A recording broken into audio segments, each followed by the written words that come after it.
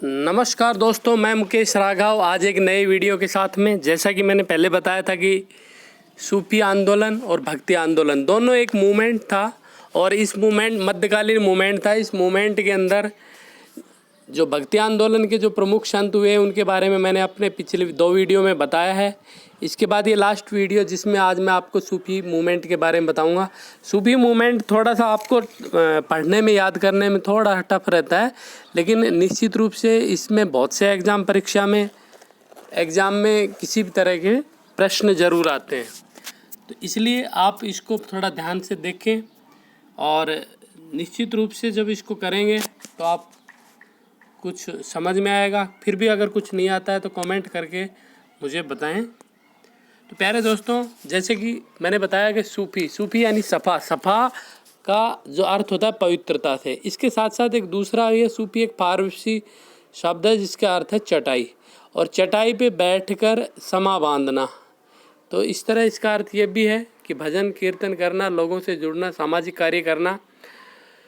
तो यहाँ एक वहादत उल वजूद जिसको इस्लाम में बोला जाता है वहादत उल वजूद, और इस सिद्धांत में का मतलब होता है एकेश्वरवाद।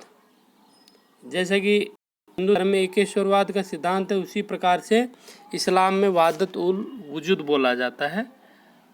ये देख रहे हैं, आपको मैंने अंडरलाइन किया है।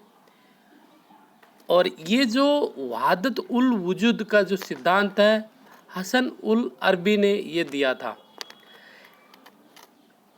इसके साथ सूफी कहाँ रहते हैं, ये एक माइंड में एक ये है कि सूफी जहाँ भी रहते हैं उनका एक अपना केंद्र होता है, वहीं से ही अपनी शिक्षाएं लोगों को, समाज को देते हैं।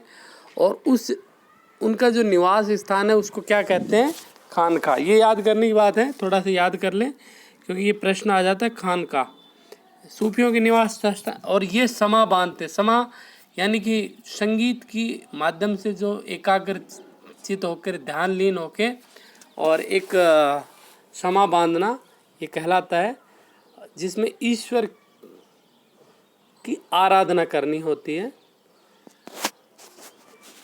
और अब बात करते हैं कि जो सूफी मूवमेंट है, जिस प्रकार से अन्य धर्मों, अन्य संप्रदायों, अन्य जितने भी हैं उनमें मूवमेंट, उनमें भी विभाजन हुए। तो ये भी यहाँ 2 प्रकार के हैं। पहला है लोसरा और दूसरा है बेशरा। क्या है, लोसरा और बेशरा। तो यहाँ लोसरा और बेशरा में थोड़ा फ़र्क करना, समझना ज़रूरी है।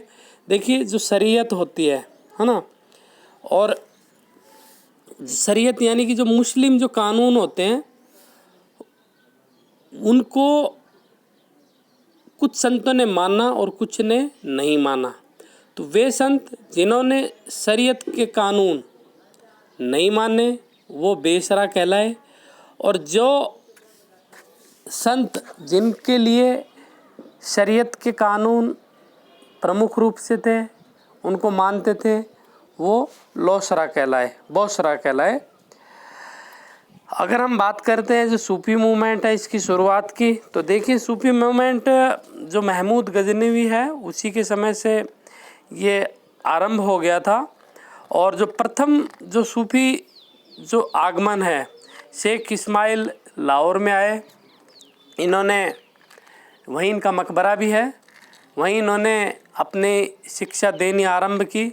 उसके बाद दूसरे नंबर पे हुजवीरी, और जिनको दाता गंज बख्श के नाम से भी जाना जाता है। दाता हुजवीरी दूसरे थे ये, और इनको दाता गंज बख्श के नाम से जाना जाता है।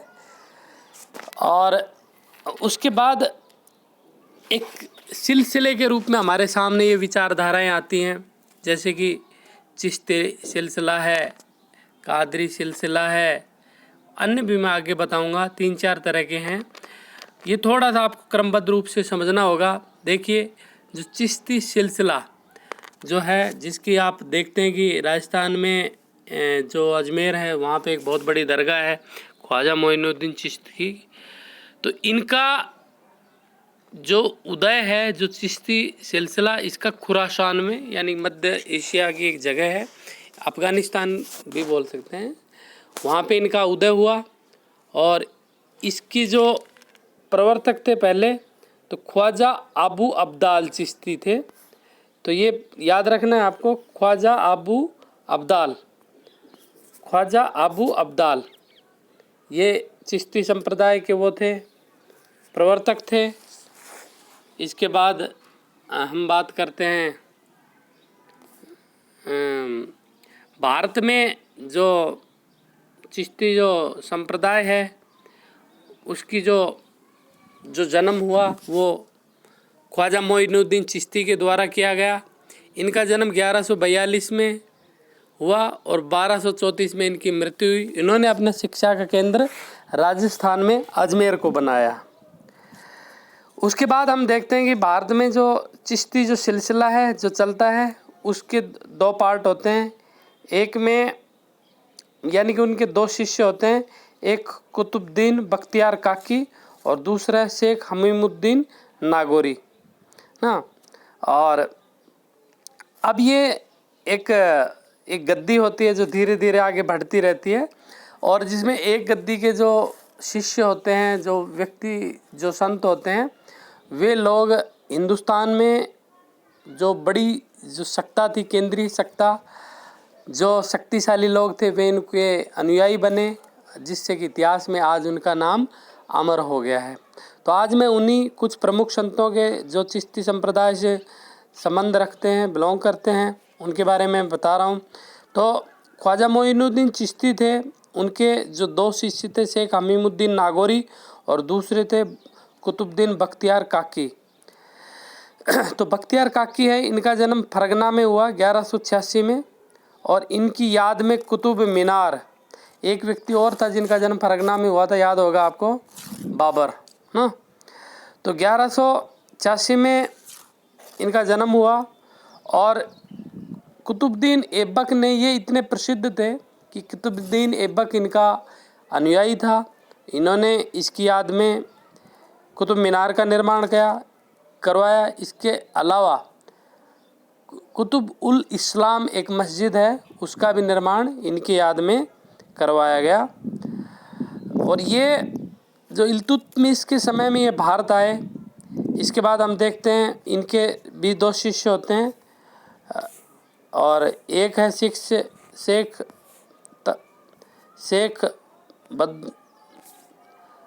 शेख बदरुद्दीन गजनवी और दूसरा बाबा फरीद। तो बाबा फरीद हैं, वो याद रखना है आपको कि बलबन के समय में आए थे 1175 में। और इनका महत्व इसलिए ज़्यादा है कि ये इतने लोकप्रिय संत थे, संतों के भी संत बोले जाते थे, कि इनके जो विचार हैं गुरु ग्रंथ साहिबा है उसमें भी लिखे गए हैं, यानी कि ये इनके जो लोकप्रियता है उसको दर्शाते हैं। इसके बाद हम देखते हैं निजामुद्दीन औलिया। निजामुद्दीन औलिया को कौन नहीं जानता कि पूरे इतिहास में सबसे ज़्यादा सुल्तानों का काल देखने वाले ये संत थे। इसके साथ साथ ये बहुत शक्तिशाली और इतने लोकप्रिय थे कि शासक लोग इनसे मिलना पसंद करते थे। अलाउद्दीन खिलजी भी मिलना पसंद करता था, अन्य व्यक्ति भी जितने भी हुए सब मिलना चाहते थे, लेकिन ये नहीं मिलना पसंद करते थे किसी। वो कहते थे कि जब भी कोई सुल्तान मेरे पास आएगा एक गेट से, तो मेरे घर के दो दरवाजे हैं, मैं दूसरे गेट से निकल के भाग जाऊंगा। साथ साथ में बोलते थे कि मैं मर जाऊं तब मेरा मकबरा ना बनाया जाए, सिर्फ मेरी जो घर में जो वस्तुएं हैं वो उसमें रख दी जाए और मुझे दफना दिया जाए। तो ये इतने लोकप्रिय संत थे। इनका एक वाक्य है, हुनूज दिल्ली दूर असत। ये जो एक वाक्य है जिसमें निजामुद्दीन औलिया ने दिल्ली के जो सुल्तान जो 1320 से 1325 में जो सुल्तान रहे, महमूद तुगलक, इनकी जो इनसे अनबन थी और गयासुद्दीन तुगलक, तो जो गयासुद्दीन तुगलक थे, इनकी इनसे बनती नहीं थी, इनकी लोकप्रियता से वो खपा था, उसको डर लगने लग रहा था कि भाई कहीं ऐसा ना हो कि तेरी सत्ता छिन जाए। इसलिए जब दक्षिण भारत में गयासुद्दीन गया तो वहाँ जब इसको पता चला कि दिल्ली के आसपास में ये निज़ामुद्दीन औलिया हैं, अपने चेलों के साथ में बैठे हैं, तो उसने संदेश कलवाया कि मैं जब आऊँ तब तक दिल्ली को छोड़ देना और दिल्ली के राजकोष द्वारा जो तेरे को मदद प्राप्त हुई है वो वापस उसमें जमा करवा देना। तब एक वाक्य बोला कि दिल्ली दूर असत, यानी कि दिल्ली जनाब अभी बहुत दूर है। और होता क्या है कि इसके बाद गयासुद्दीन तुगलक मर जाते हैं। एक बहुत बड़ा एक तोरण द्वार बनवाया जाता है और जैसे ही वो एंट्री करते हैं तो वो गेट गिर जाता है और वो मर जाते हैं। तो यहाँ उसके बाद इनकी बहुत लोकप्रियता हो गई। यानी अगर हम दूसरे नज़रिए देखें तो एक तरह उसकी हत्या ही की गई सुल्तान की, और इनकी इतनी पकड़ उच्च रसूख तक पहुंच गई थी कि किसी की सत्ता का परिवर्तन ये कर सकते थे। इसके बाद हम देखते हैं जो मोहम्मद बिन तुगलक ने इनकी याद में इनकी बिना इच्छा के मकबरा बना दिया दिल्ली में। और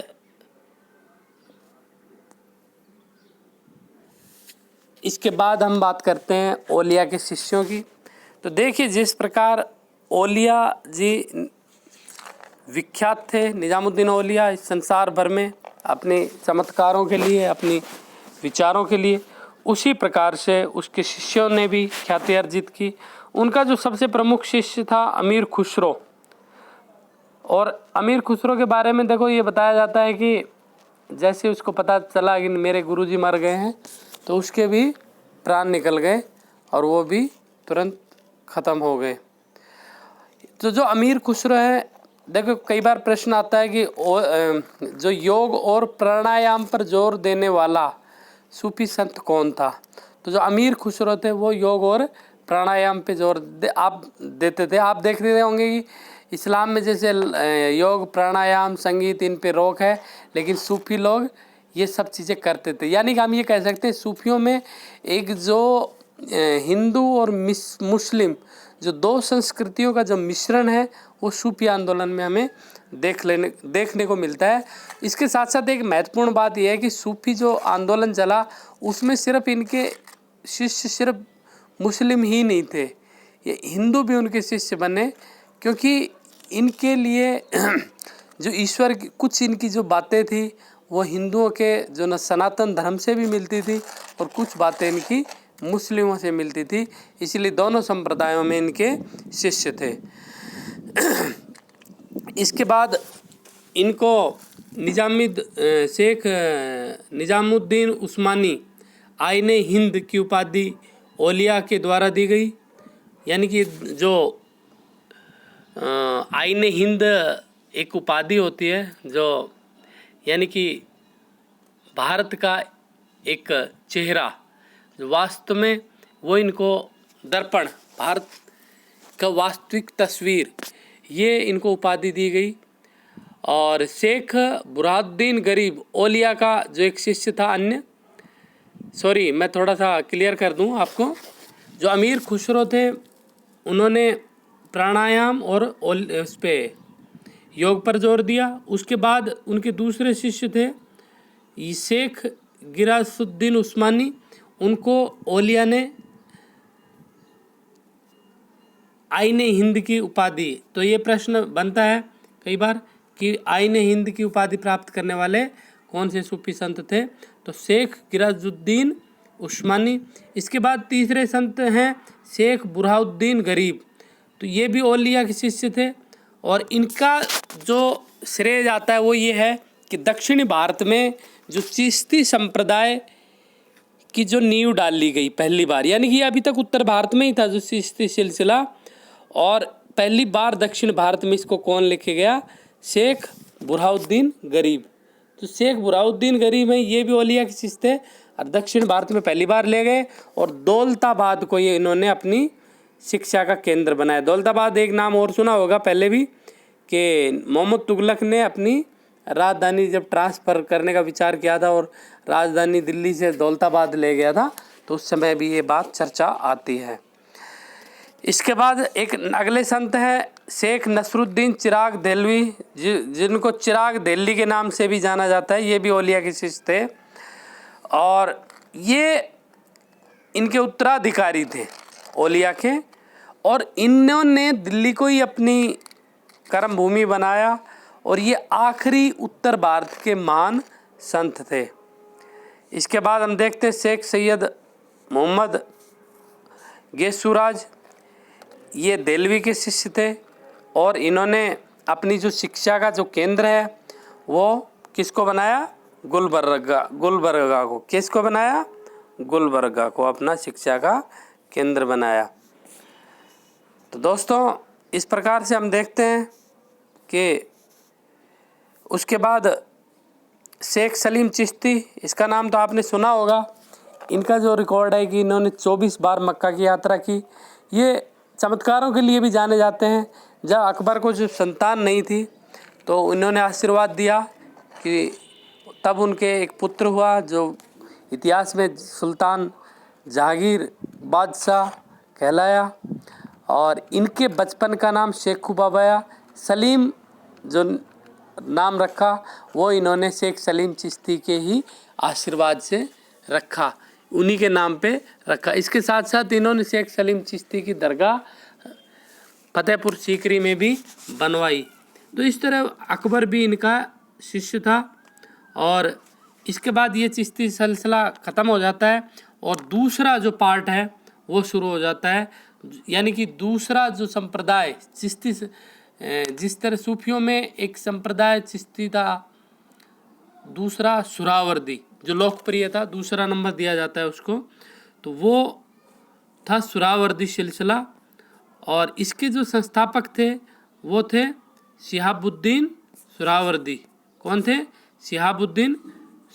और इनके द्वारा जो पुस्तक लिखी गई आदाब उल सुरदीन शेख। तो आशा करता हूँ आपको समझ में आ रहा होगा। थोड़ा सा मैं जल्दी भी ले रहा हूँ, लेकिन फिर भी आप थोड़ा ध्यान से देखेंगे तो निश्चित रूप से मैं नोट्स के रूप में मैंने ये तैयार किया, आपको याद हो जाएगा। और उसके बाद जो सुरावर्दी सिलसिले में जो संत आते हैं, शेख बुराउद्दीन जकारिया हैं, जो भारत में जो पहली बार सुरावर्दी जो सिलसिला था उसकी जो शिक्षाएं थी, उनका जो प्रचार प्रसार जो किया गया शेख बुराउद्दीन जकारिया द्वारा किया गया। इन्होंने मुल्तान को अपना केंद्र बनाया। इसके साथ साथ सुल्तान इल्तुतमिश ने इनको शेख उल इस्लाम का पद दिया।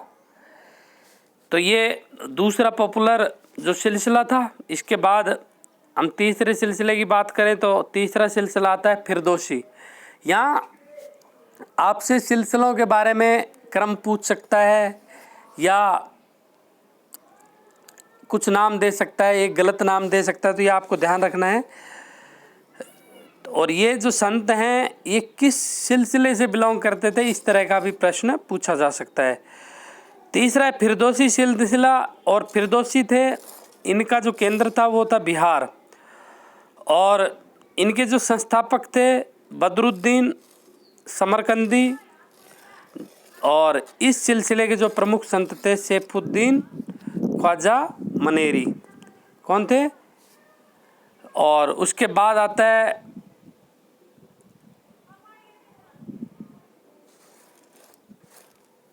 कादिरिया सिलसिला, और इसके जो संस्थापक थे अब्दुल कादिर जिलानी, जिनको पिराने पीर, महबूब सुहानी, पीर दस्तगीर की उपाधियाँ प्राप्त हुई हैं। इसके बाद हम देखते हैं, और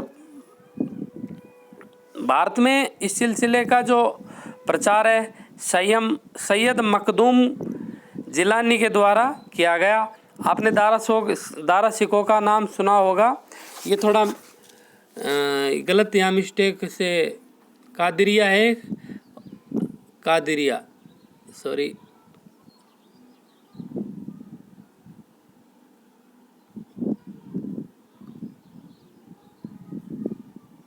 कादिर।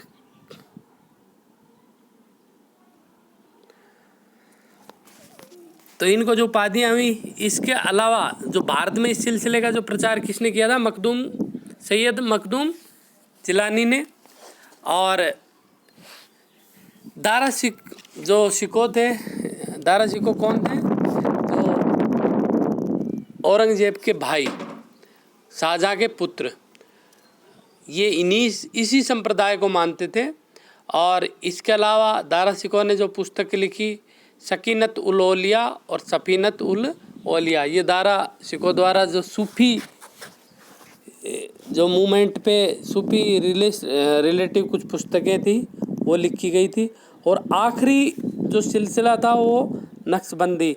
यहाँ थोड़ा सा मैं याद दिलाना चाहता हूँ कि इस जो कादिरिया जो सिलसिला था, इसका जो दारा शिकोह इसका शिष्य था, इस कादिरिया संप्रदाय को मानता था। और नेक्स्ट जो नक्शबंदी सिलसिला आता है, इसको औरंगजेब मानता था। और इनके बारे में ये कहा जाता है ये बहुत कट्टर होते थे। कश्मीर को इन्होंने अपनी शिक्षा का केंद्र बनाया, साथ में ये कट्टर थे तो निश्चित रूप से संगीत के विरोधी भी थे। और औरंगजेब इन्हीं का ही अनुयायी था, यानी कि दोनों भाई अलग अलग संप्रदाय के सदस्य थे, अलग अलग सिलसिले के सदस्य थे। इसलिए एक जहाँ बहुत उदार था तो वहीं दूसरा औरंगजेब बहुत कट्टर था। इसके जो संस्थापक है ख्वाजा अल-दीन बाकी बिल्लाह, और भारत में ख्वाजा बाकी बिल्लाह ने ही इसका प्रचार और प्रसार किया इस सिलसिले का। इस सिलसिले ने भी मुग़ल शासकों में अपनी पैठ बनाई, जिसमें हम औरंगजेब का नाम जानते हैं, और मजबूती मिली। तो प्यारे दोस्तों, मैं आशा करता हूँ कि आपको ये वीडियो पसंद आएगी। और इसमें मैंने बहुत सी इम्पोर्टेंट जानकारियाँ दी हैं जो आपके परीक्षा उपयोगी हैं। यदि आप ध्यान से इनको देखेंगे, सुनेंगे, पढ़ेंगे तो निश्चित रूप से आप इससे संबंधित प्रश्नों का उत्तर दे पाएंगे। तो तब तक के लिए धन्यवाद। कोई किसी भी प्रकार की कोई क्यूरी हो, कोई कमेंट्स हो तो प्लीज़ आप अपने कमेंट बॉक्स में लिखें और ज़्यादा से ज़्यादा इसको शेयर करें, जिससे कि ये अधिक से अधिक लोग इससे लाभान्वित हो सके। धन्यवाद।